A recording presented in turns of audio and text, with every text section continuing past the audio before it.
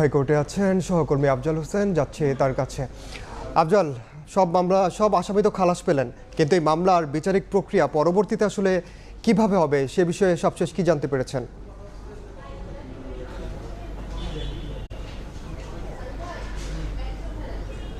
মামলার বিচারিক প্রক্রিয়া যেটি হবে, এখন আর আসলে কোনো মামলা পেন্ডিং নেই, যার কারণে এখন যদি যারা ভিকটিম হয়েছেন তারা যদি ন্যায় বিচার পেতে চান তাহলে আবার নতুন করে মামলা করতে হবে এবং নতুন করে তদন্ত করতে হবে এবং তদন্ত করে স্বচ্ছ বিচার প্রক্রিয়ার মাধ্যমেই আসামিদের বিচারের মুখোমুখি করা ছাড়া এখন আর কোনো উপায় নেই।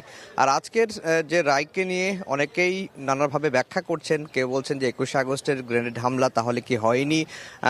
আদালত রায়ে স্পষ্ট করে বলেছেন 2004 সালের 21শে আগস্ট যে ঘটনাটি ঘটেছে এটি একটি ট্র্যাজিক ঘটনা এবং এই ঘটনায় যারা আসামি করা হয়েছিল প্রথমে 2008 সালে সেনা সমর্থিত তত্ত্বাবধায়ক সরকারের সময় যে